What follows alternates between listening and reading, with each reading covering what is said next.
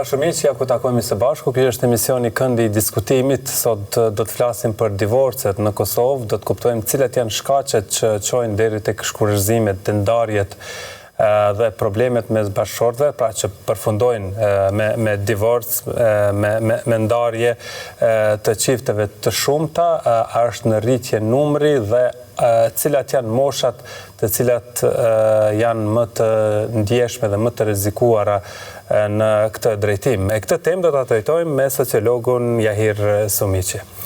Nderuar, kënaqësi që jemi bashkë në këtë emision.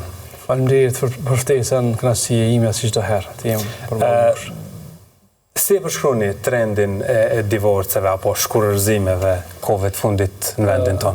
Po, fillimisht fenomeni i shkurrëzimeve nuk është vetëm një akt juridik, mirë po është një tregues shumë i fuqishëm për transformimet që po i pëson shoqëria jonë kosovare. Trendi i shkurrëzimeve në Kosovë ka vijuar të rritet fatkeqësisht. Nëse i referohemi Agjencisë Kosovare të Statistikave dhe e shohim trendin e shkurrëzimeve në vitin 2018, e kemi 815 shkurrëzime, kurse tek po flasim në vitin 2024 për shkak se ende se kemi përmbushur vitin komplet të vitit 2025 dhe nuk mund ta marrim për mosër dhe për këtë vit, po, për shkak se krahasojmë me vitin e kaluar. Po, për shkak se mund të ketë në 6 muajin e parë rritje, mirë, po në 6 muajin e dytë mund të ketë ulje, kështu që mund të ndryshojnë numrat.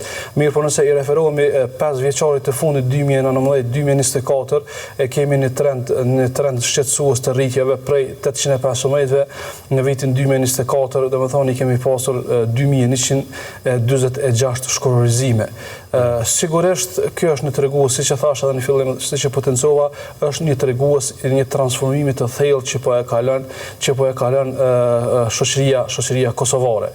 Sigurisht shkaqet dhe pasojat besoj se do të diskutojmë, cilat janë më të zakonshme, cilat janë motivet më të zakonshme që çojnë drejt shkurrëzimit. Po, kryesisht, domethënë, vetëm desha edhe një informatë së dytë në mënyrë që ta plotësoj këtë mozaikun e hyrjes.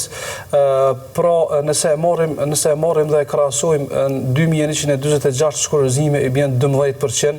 12% e martesave në Kosovë përfundojnë në divorce ose shkurrëzime. Nëse e marrim një krahasim me vendet e Evropës, siç është Spanja dhe Portugalia, i kemi 40 deri në 60% e martesave përfundojnë me shkurrëzime, ndërsa në Kosovë 12%.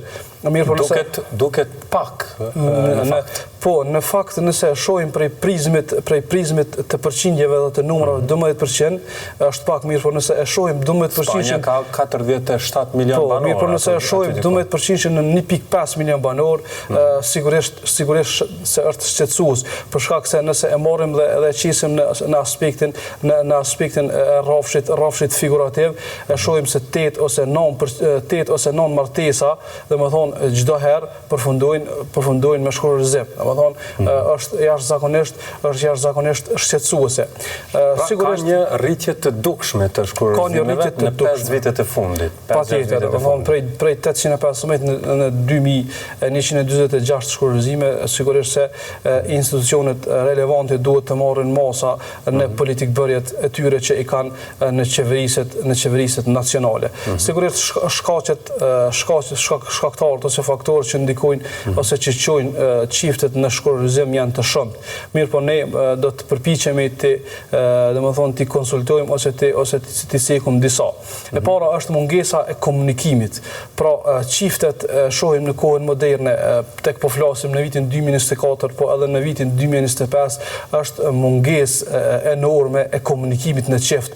Pra, çiftet po hyjnë në martesë në mënyrë të drejt për drejt, pa pasur dialog. Ne e shohim se si kanë ndodhur në të kaluarën martesat në familjet tradicionale, martesat në kohën e para luftës deri vonë. Pra martesat nuk kanë ndodhur atë për atë ad hoc, pra nuk ka qenë martesa ad hoc. Pra familja e burrit gjithashtu edhe familja e gruas, e djalit dhe e vajzës kam pyetur me mujt të tërë për familjen e vajzës, po edhe për familjen e djalit. Domethënë kemi pasur një shterje e mundësive në mënyrë që martesa të ngjojë të jetë e suksesshme. Ndërsa kjo mungesa e komunikimit, lidhjet e shpejta, çdo familje, çdo martesë ka probleme, mungesa e dialogut në zgjidhjen e problemeve që i kanë, po i kanë ata në mosdurim dhe pastaj edhe në shkurrizim. E dyta është modernizimi.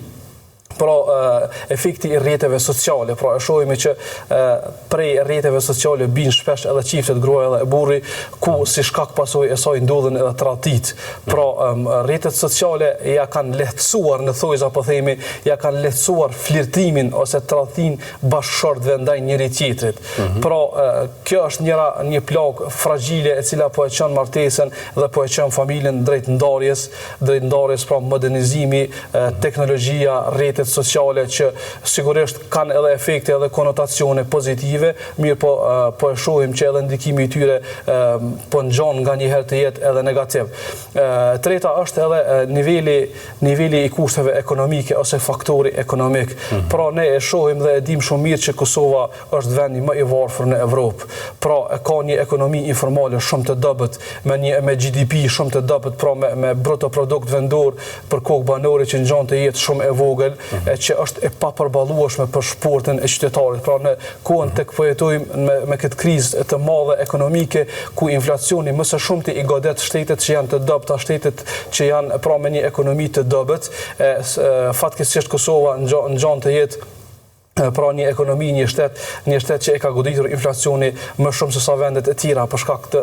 Si ka mundësi që presioni financiar në këtë rast, problemi ekonomik të ndikoj në raportet mes çiftit? Po, gjithsesi kjo lidhet edhe me faktorin tjetër që e cekëm më herët, faktorin e teknologjisë, për shkak se pamjet që i shohin vajzat dhe gratë e shoqërisë Kosovë, shohin një model ndryshe, kërkesat dhe presioni për luks rritet duke i parë pamjet që sigurisht janë shumë të rreme dhe janë shumë falso, për shkak se realiteti i rrjeteve sociale është një realitet i dhëmshëm, pra nuk përkon pak hiç fare me realitetin të cilin ne e jetojmë. Pra, si më thon, perspektiva e pamjeve, kërkesa për rritjet luksit e shton presionin dhe kërkesën ndaj burrit, i cili është zoti i shtëpisë, i cili është mbajtësi kryesor i familjes, që para disa viteve shporta e një qytetari ka qenë shumë më e pasur se sa që është sot. Pra një shport e një qytetari para 2 viteve, 3 viteve, 4 viteve me 200 deri në 300 euro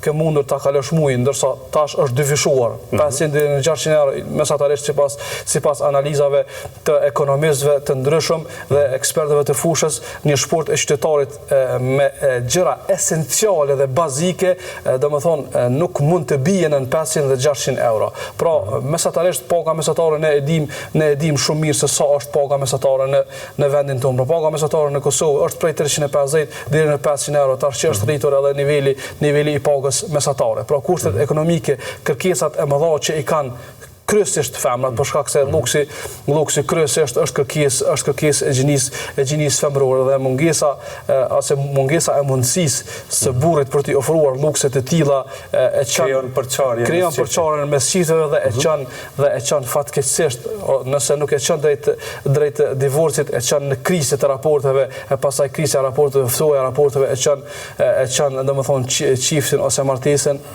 drejt ndarjes. Domethënë këto janë tri pikat kryesore mbi të cilat sipas analizave të fundit nga sociologët dhe psikologët dhe ekonomistët janë ato që po i çojnë kosovarët dhe çiftet dhe familjet kosovare drejt divorceve. Dhe divorcet janë të hershme, pra kanë ekzistuar gjithmonë, por nëse flasim në kontekstin e shoqërisë kosovare, a kanë ndryshuar motivet ndër vite?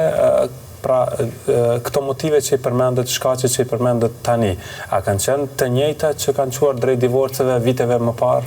Jo, sigurisht shkaqet e divorceve në Kosovë nga e kaluar në tashmen kanë ndryshuar. Problemi ekonomik, nëse flasim, ka ekzistuar më shumë në të kaluarën, por a ka qenë faktor për shkurërzime? Ajo që ka e ka mbajtur familjen të bashkuar edhe çiftet të mos ndohen ka qenë kohezioni shoqëror, kohezioni familjar.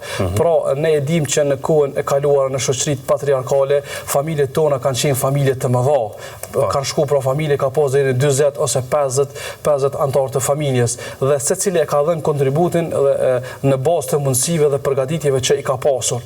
Pra, përveç se ka qenë krizë ekonomike, kriza ekonomike ka qenë për të gjithë, pra ka qenë një farë solidariteti psikologjik i të gjitha familjeve, i të gjitha shoqërisë, për shkak se asnjëra prej familjeve tona në shoqëri nuk e ka ndjerë veten inferiore karshi familjes tjetër. Dhe kohezioni familjar që ka qenë brenda antarëve të familjes, ku kanë qenë 40 ose 50 antarë të familjes, dhe secili e ka marrë rolin të cilin e ka pasur në bazë të përgatitjes që i ka pas, e ka mundësu që familja dhe shkurëzimet të jenë sa më të vogla. Përpara, sigurisht ne e dim shumë mirë, kemi jetuar edhe një shoqëri më primitive, ku stigmatizimi i femrave pas shkurëzimeve ka qenë i jashtëzakonshëm, pra një femër e cila në të kaluarën është ndarë ose është lëshuar nga burri, është stigmatizuar si e pamoralshme ose është stigmatizuar me epitetet të cilat në të vërtetë besoj shumë që nuk i kanë takuar, për shkak se në fatkeqësi gjithmonë del një shkak e cila e çon fatkeqësinë drejt përfundimit të saj. Pra, në të kaluarën, si me thon familjet ose martesat nuk kanë përfunduar në mënyrë aq të lehtë sa përfundojnë sot. Nuk kanë përfunduar për shkaqe për të cilat përfundojnë sot.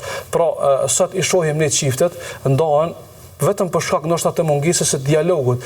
Ka një problem shumë të vogël, mundësia për ta zgjidhur këtë problem është shumë e madhe, ndoshta 90-95%, ndërsa atë 5% që ne mundësisë që s'ka mundësi të zgjidhet konflikti në bazë të mungesës së komunikimit dhe të bashkëbisedimit përfundon pa asgjë fare, përfundon në divorc. Ndërsa në të kaluarën divorcet domethënë kanë qenë shumë më të vështira, po themi, për shkak se jeta nuk ka përfunduar për një gjë, ne e dim shumë mirë, martesat ose gratë përpara janë ndarë nga burri, ndoshta për shkak të mungesës së morale ose për shkak të mungesës së vjedhjeve që kanë ndodhur, ne e dim, domethënë kodi etik në familjet tona përpara ka qenë pak patriarkal dhe i rënd, mirë po i ka pasur brenda saj edhe disa gjëra shumë të mira sa i përket moralit dhe sjelljes. Pra ka qenë një kod etik brenda familjes shumë i fortë. Pra, edhe gruaja i ka pasur kufizimet e veta, siç i ka pasur edhe burri përgjegjësitë e veta, dhe kështu familjet ne i shohim,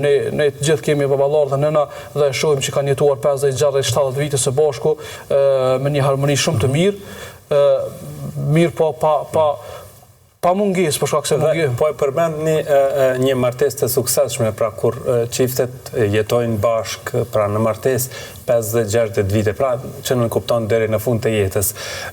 Dhe rrjedhimisht po dalim tek problemi i divorcit në drejtimin e grup moshave. Cilat janë grup moshat më të prekura nga divorcet? Apo shkon duke u prekur edhe mosha 50-60 vjeçare me këtë problem? Po, patjetër, sipas Agjencisë Kosovare të Statistikave, grup moshat që më së shumti shkojnë drejt shkurërzimeve sa i përket meshkujve janë mosha 30 deri në 34 vjeçare. Ndërsa sa i përket femrave është mosha 25 deri në 29 vjeçare. Mirë po shqetësuese dhe alarmante është, siç e potencuat edhe jo, që kemi një rritje të ndjeshme të shkurërzimeve të moshave 50 dhe 60 vjeçare. Sipas analizave të fundit, ajo se çka i shtyen shkurërizimet e vonshme të çifteve ose ndërmjet çifteve janë disa faktorë ose disa arsye. E para E para, si me thonë, është ajo ngopsia ose harxhimi emocional që ata kanë në mes vete. Pra kanë kaluar ndoshta 30, 40 ose 50 vite së bashku dhe ajo mungesa emocionale, ajo mungesa e ndjeshmërisë dhe dhëmshmërisë ndaj njëri tjetrit ka kaluar, domethënë, ka kaluar vetëm se domethënë pa pasur efekt. E para, e dyta është edhe prap kthehemi te faktori ekonomik, pra për shkak se domethënë një burr i cili ka kaluar moshën 65 vjeçare ka dalur në pension, të hyrat i ka shumë të vogla, ndërsa kërkesat dhe pamjet që i shfaqen grave janë ndoshta të mëdha dhe si pasojë e mungesës së përmbushjeve së kushteve ekonomike, pra edhe kjo po i çon çiftet pra në ndarje, çiftet e vjetra, e kam fjalën në ndarje. Tjetra është edhe mungesa e dialogjeve. Kjo ndodh për të dy moshat, edhe moshën pak më 30 deri në 34 vjeçare, po edhe në të moshat e vjetra, mungesa e dialogut, për shkak se një çift tani është, pra kur flasim për çiftet të moshuara, është koha për të mëshiruar njëri tjetrin. Patjetër, domethënë mungesa për shkak se domethënë të vjetët kur e kalojnë një moshë kanë nevojë për dialog, kanë nevojë për ndjeshmëri, kanë nevojë të ngushëllohen dhe të flasin për një përkraje pak më ndryshe, ndoshta për shkak se ndoshta ka çifte që kushtet ekonomike i kanë shumë mirë, po janë në mungesë të prehjes për tjetrin, domethënë ndërsa në këtë rast mungesa e dialogut nga ona kundër të qoftë moshkullit për femrën dhe femrës për moshkullin e çan ata drejt ndarjes dhe divorcit. Pra këto janë shtyllat kryesore ose faktorët kryesorë që po i çojnë edhe të vjetrit drejt divorceve. Fatkeqësisht është një fenomen që ndoshta duhet të hulumtohet pak më thellë në gjenezë, për shkak se sigurisht është shumë alarmante një çift që i ka kaluar 40 vite së bashku të ndahen, të përfundojnë në divorc, është sigurisht shqetësuese. Po. Dhe a ka raste të ndarjeve që nuk regjistrohen zyrtarisht? Po, sa mund të jetë numri i tyre, sa mund të jetë? Po, në çdo fenomen shoqëror, për shembull nëse flasim për përdorimin e narkotikëve, nëse flasim për alkoolin, nëse flasim për vrasjen, nëse flasim për plagesat, për bartjen e armëve pa leje, të gjitha fenomenet negative në shoqëri që ndodhin, janë problematike për të regjistruar zyrtarisht të gjitha. Pra, mungesa e numrave, mungesa e statistikave në këtë fushë, po edhe në fushat e tjera, po besoj që e bën edhe më alarmante çështjen e shkurorëzimeve, për shkak se nëse ne i kemi 2146 raste të regjistruar zyrtare, sa mund të kemi raste jo zyrtare, të cilat derisa ka dhe martesa që nuk janë zyrtarizuar. Ka martesa që nuk janë zyrtarizuar, tash në kohën moderne edhe çiftet e reja fatkeqësisht edhe po bashkëjetojnë, kalojnë një kohë së bashku në 2 vite, 3 vite dhe pastaj vendosin të japin fund lidhjes. Dhe kjo quhet një ndarje.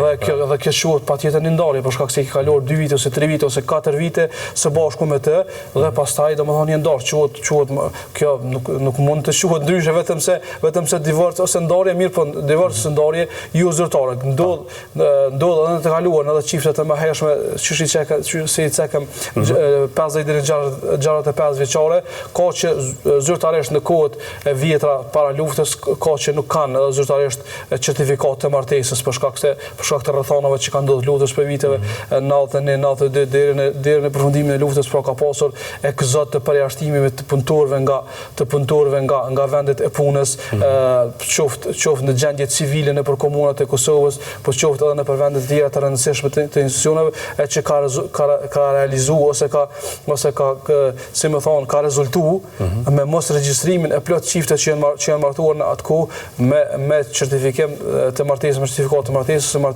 martesë zyrtare. Pra kemi për 2 taboreve, edhe taboreve të çifteve të reja, po edhe taboreve të çifteve të vjetra që nuk janë të regjistruar zyrtarisht, që shkurorizimet, pra fatkeqësisht nuk i kemi të regjistruar, që po besoj unë shumë që numri mund të asociojë edhe të rritet.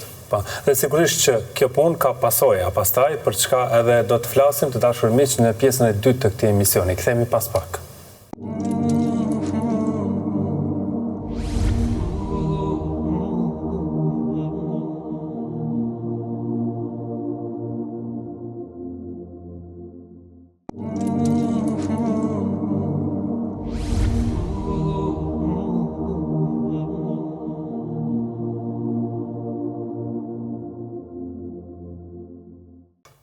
Jemi rikthyer dashur miq këtu te këndi i diskutimit, po flasim me sociologun Njahir Sumiqi lidhur me shkurorëzimet në Kosovë.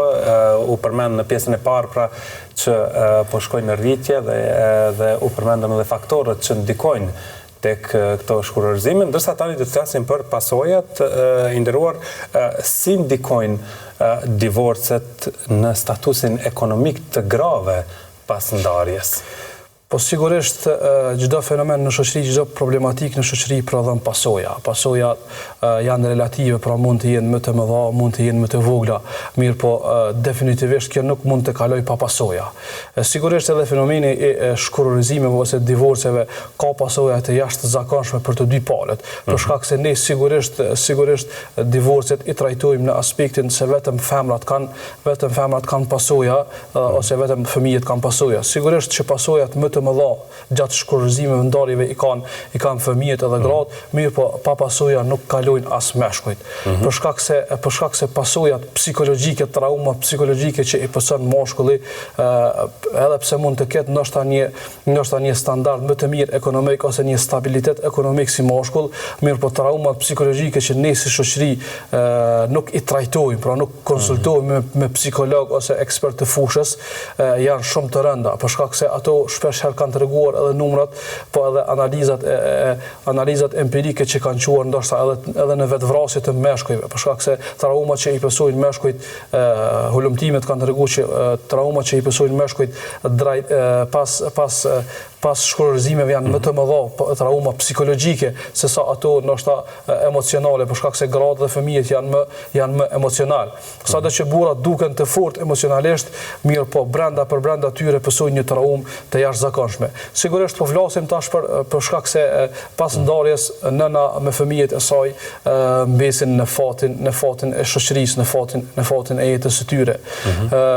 Ata të cilët e kanë përgjegjësinë për marrjen edhe të nënës, po edhe të fëmijës janë qendrat për punë sociale. Pra sigurisht Ministria e punëve dhe mirëqenies sociale duhet ta shtrijë autoritetin e saj në qendrat për punë sociale, për shkak se zyrtarët në punë për punë sociale ne i shohim dhe kemi edhe miq edhe shok që punojnë mbrojtës të viktimave në prokurori të ndryshme, në gjykatat themelore si mbrojtës ose edhe në prokurori si mbrojtës të viktimave, shohim që trajtimi që ja bëjnë punëtorët social, zyrtarët për punë në qendrën për punë dhe mirëqenies sociale që ja kushtojnë viktimave, fëmijëve dhe nënave dhe grave, janë domethënë shumë për të dëshiruar. Duhet të trajtohen gjithmonë në këtë rast gratë të divorcuara gjithmonë si viktim, apo varësisht nuk janë të gjitha rastet e njëjta? Viktimat kanë mësuar dhunë në familje dhe për këtë arsye ndodhet pastaj kryesisht ndarjet fatkeqësisht. Përvoja ka treguar, po nëse shkojmë edhe në prokurori, po edhe në gjykata dhe i shohim raportet që i kanë lëshuar ata, sigurisht se ndarjet në përqindje shumë e madhe përfundojnë me zënka, ndoshta edhe me dhunë ndaj gruas për shkak të keq përdorimit të fizikut. Po, për shkak të keq përdorimit të forcës fizike që e ka ose përparësisë fizike që e ka. Tani nëse bëjmë një krahasim mes atyre shkaqeve që përmendët më herët, që është shkaku ekonomik apo tërheqja e një jete moderne përmes rrjeteve sociale, pra një kërkesë për të bërë një jetë më të mirë, në fakt po përfundon në një jetë në bumerang, për fat keq po përfundon në bumerang. Mirë po ne po flasim tash vetëm për veprimet që kanë ndodhur. Pra ka ndodhur shkurorëzimi, institucioni i parë që duhet ta kontaktoj femrën dhe fëmijën, nënën bashkë me fëmijët e saj është qendra për punë sociale. Do thonë pastaj mirë po fatkeqësisht ne i shohim, ne kemi kontakt për shkak se punojnë në institucione kredibile dhe shohim, kemi kontakt çdo ditë me njerëz kompetent. Pra qendra për punë sociale nuk e kryejnë punën e duhur dhe nuk e shtrin rolin e saj dhe autoritetin e saj në mënyrë që t'i sigurojnë strehim si nonës ashtu edhe fëmijës. A do të thotë se po vështirësohet jeta e gruas së divorcuar? Absolutikisht, një grua e divorcuar përfundon ndoshta për ndihmë sociale, nga shoqëria, po edhe nga shteti. Pra është një fatkeqësi shumë e madhe përveç traumave psikologjike që i pëson nëna, sigurisht trauma psikologjike, emocionale, po edhe të krizave ekonomike i pëson edhe fëmia së bashku me nënën e saj. Fëmijët kanë pasoja serioze pastaj. Absolutikisht, fëmijët kanë pasoja, statistikat kanë treguar që fëmijët që kanë pasur trauma psikologjike përfundojnë pastaj edhe në dukuri tjera negative. Nëse e konsultojmë psikologët, e shohim që kryesisht, si më thon, ata që kanë përfunduar viktimat e dhunës seksuale ose viktimat e përdorimit të narkotikëve janë kryesisht fëmijët që kanë pasur tortura ose që kanë pasur probleme të traumave psikologjike për shkak të përfundimit të një martese në mes babait dhe nënës së saj. Kemi raste të shumta që tregojnë edhe statistikat edhe qendrat për punë sociale, por edhe psikologët kur fëmijët kanë përfunduar si viktimë të dhunës seksuale për shkak të traumave që kanë pasur pas ndarjes së babait nga nëna ose nënës nga babai i saj. Prishet edhe kujdesi prindëror ndaj fëmijës. Normal, prishet edhe ekuilibri familjar, prishet edhe ekuilibri edukativ. Pra kemi një rregullim të jashtëzakonshëm shoqëror. Pra nuk është se me prishjen e një martese me shkurorëzimin e burrit nga gruaja ose gruas nga burri, nuk prishet vetëm harmonia familjare ose një martesë, mirë, po prishet edhe, si më thonë, edhe harmonia shoqërore, për shkak se ajo familje, ajo nën ose ai fëmijë përfundon duke pasur nevojë për të tjerët, përfundon duke pasur nevojë për qendra për punë sociale, përfundon duke pasur nevojë ndoshta edhe për organizatat jo qeveritare që merren me ndihmë dhe me strehim të fëmijëve. Pra pasojat janë. Mendoni se çiftet nuk i kalkulojnë pasojat, problemet që vijnë pas divorcit? Absolutikisht. Para se të marrin këtë vendim? Kjo prap kthehet te faktorët që cekëm më herët, pra mungesa e dialogut.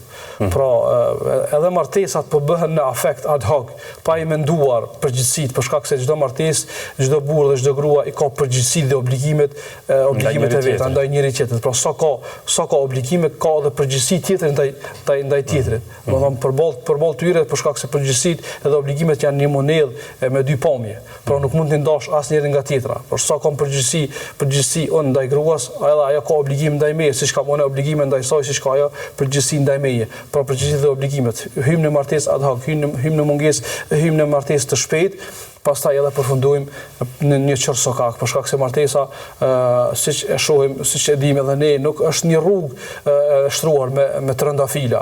Martesa në të vërtetë është një rrugë me shumë sfida, një rrugë me shumë sakrifica. Sa është interesante, është edhe sfiduese. Është sfiduese, është edhe elektrizuese, pra martesa nuk është ajo martesë si proklamohet nëpër seriale, pra martesa ose bashkëjetesa e serialeve është bashkëjetesa më rrajshme e mundshme, pra kjo është ajo konotacioni negativ i përdorimit të rrjeteve sociale. Domethënë ne shohim një çift mendojnë se jeta është pas sfida dhe pa vështirësi. Jeta në të vërtetë pas sfida dhe vështirësi nuk ka kuptim. Për shkak se nuk ka kuptim jeta vetëm drejt. Në jetë ka domethënë ndryshime, ka oscilime, ka ngritje dhe rënje. Martesa ka përgjegjësi, ka sfida. Prandaj është institucion. Pra nuk ka mundësi të quhet një institucion pa pasur peshë dhe rol shumë të rëndësishëm, pa pasur vështirësi në rrugtimin me të dhe drejt saj. Dhe duhet ju pyes për perceptimin e shoqërisë kosovare në këto kohë kur po jetojmë në raport me divorcin. Është i njëjtë apo ka ndryshuar? Është ende si një fatkeqësi apo shihet si një trend, diçka e thjeshtë të ndodh divorci? Po besoj që nga kohët e kaluara siç ka ndryshuar edhe çështja e martesave, domethënë edhe kushteve martesore, ka ndryshuar edhe perceptimet e ndarjeve. Mirë po, tash nuk di a mund t'i themi të konceptit të martesa ose të divorceve si trend. Për shkak se nëse e shohim ndarjen, divorcin si trend, me të vërtetë ne kemi kuptuar si koncept që duhet të jetë fatkeqësi, duhet të na dhëmb, për shkak se trendi i ndarjeve, domethënë është normale, trendi është ndarë, nuk është normale. Duhet ta trajtojmë në këtë rrugë, pra ndarjet asnjëherë nuk duhet të trajtohen si trend.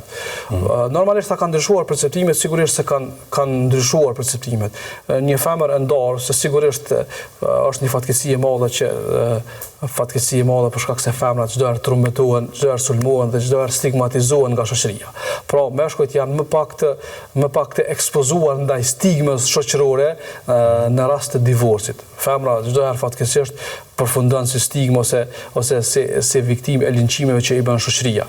Në kohët moderne kjo sigurisht ka ndryshuar si koncept. Shihet si gjë normale, mirë po prapë po themi është me u pa një gjë, sigurisht është fatkeqësi si gjë normale, sigurisht se kjo tregon për krizën që na kemi si shoqëri. Pra nuk mund prishja një martese, prishja një sakrificë që ti e ke bërë të konsiderohet normale ose trend, pra ne duhet të luftojmë edhe si shoqëri, po edhe si ekspert të fushës, psikolog, sociolog e kështu me radhë, duhet ta ndryshojmë konceptin e shkullërzimit, pra nuk duhet ta quajmë trend ose nuk duhet ta quajmë terme pozitive, për shkak se asnjëherë nuk ka konotacion dhe kuptim pozitiv. Divorci asnjëherë nuk duhet të ishte mirëseardhje. Asnjëherë nuk duhet të ishte alternativa e parë. Sigurisht divorci duhet të jetë pjesë e alternativës, mirë po duhet të ndahet në hierarki, pra nuk duhet të jetë në hierarkinë e prioriteteve divorci i parë. Jo, duhet dialogu, duhet durimi, duhet sakrifica, duhet bashkëbisedimi, duhet konsultimi me psikolog, konsultimi me ekspert të fushës, e pastaj divorci duhet të jetë ka fundi, për shkak se divorci nuk është zgjidhje çdo herë. Divorci shpesh në raste të saktuara ka treguar edhe përvoja që ka qenë zgjidhja më e gabuar, për shkak se ka përfunduar ndoshta edhe në vrasje, ndoshta edhe në vetvrasje, ndoshta edhe në konsumim të narkotikëve, të drogës, të alkoolit, të substancave të rënda narkotike, jo të mashishit, por edhe drogave të ndryshme. Pra, një çakurdim i jashtëzakonshëm shoqëror që s'ka përfunduar vetëm me divorc, ndoshta pasojat e traumat të burrit, të gruaja ose të fëmijët, mirë po ka dalur jashtë konturave dhe jashtë mureve të kësaj 3-4 anëtarëve të familjes, ka kaluar edhe në shoqëri, e pastaj shoqëria është e prirë të ndikohet ose për njëri tjetrit. Edhe padyshim kur shkatërrohet një familje në shoqëri, ajo është pjesë e shoqërisë dhe patjetër. Ne si popull jemi të prirur të konformohemi shpejt. Do thonë si të keqen, si të mirën e marrim shpejt. Do thonë dukuritë negative, konformizmi po e shohin dukuritë negative, e provojna ajo çështja, domethënë me pas se çka po bëhet, na jena shoqëri shumë komplekse. Mirë po ka dhe mirësi të mëdha që i ka kjo shoqëri. Padyshim. Mirë, flasim tani pak për mënyrën e zgjidhjes së problemeve të martesës, me që e përmendët dhe është e natyrshme që martesat ketë probleme. Çfarë çësje duhet të kenë çiftet mes veti në mënyrë që martesa e tyre të mbetet martesë? Po sigurisht gjëja e parë, për shkak se nëse i referohemi se cila është zgjidhja, prap duhet i kthehemi se cilat kanë qenë shkaktarët. Pra martesa është institucion, duhet ta trajtojmë si të tillë. Për të pasur një martesë të shëndetshme, duhet të mos hyjmë në martesë ad hoc, në martesa të shpejta, pa pasur dialog, pa e njohur tjetrin, pa pasur përshtatshmëri, për shkak se edhe kjo pjesa e aspektit intelektual. Pra nëse një femër me një shkollë, po e la me një shkollë të mesme, e merr një djalë i cili ndoshta ka një përgatitje akademike doktor shkencë, e kemi domethënë një hendek shumë të madh, në diskrepancë shumë të madhe në mes dy çifteve, ka aspekti i përgatitjes, ka aspekti intelektual. Pra asnjëherë nuk ka mundësi ta dëgjoj një njeri në zërin, një njeri që është në katën e parë, zërin atij që është në katën e 10, për shkak se dallimi, diskrepanca është shumë e madhe. E para niveli intelektual, e dyta niveli i familjeve. Pra nuk ka mundësi një femër e cila ka jetuar ndoshta para martesës në një luks të shkojë të marrë një djalë i cili ndoshta e ka standardin ekonomik nënmesatar. Për shkak se kërkesat e saj kanë me qenë shumë të mëdha, faktori ekonomik ka me qenë shkaktar që ndoshta ka me qu familjen edhe martesën drejt divorceve. Sigurisht ajo e treta që duhet të kemi parasysh është edhe qëndrimi institucional. Pra Ministria e Punëve dhe Mirëqenies Sociale duhet të shtrijë dorën e autoritetit siç e ceka edhe më herët tek qendrat për punë sociale. Qendrat për punë sociale mund të organizojnë sesione edukative për rëndësinë e martesave, për shkak se e kanë edhe këtë kompetencë. Pra kompetenca e tyre është që ti edukoj. Pra të bëhet një edukim social. Një edukim social për familjen dhe për rëndësinë e martesave. Pra duhet të tregohet secilit çift, secilit të ri dhe të re që martesa nuk është rrugë me trëndafila. Pra duhet të ketë parasysh secilit që martesa është rrugë e gjatë me sfida, mundime, shpesh duhet të shohet për ndaj njëri tjetrit, duhet të kuptohet me njëri tjetrin, pra është rrugë shumë e gjatë që e te ndërton me bashkëpunim dhe me bashkëbisedim. Pra, edhe aspekti i shoqërisë, neve si ekspertat e fushës, edhe aspekti funksional duhet të bëhemi të gjithë bashkë, duhet të sensibilizohemi të gjithë së bashku, të organizojmë sesione, qoftë edhe media, qoftë edhe qendra për punë sociale, qoftë edhe në për shkolla, për shkak se e kemi potencuar edhe më herët që edhe edukimi fetar mungon në shkolla.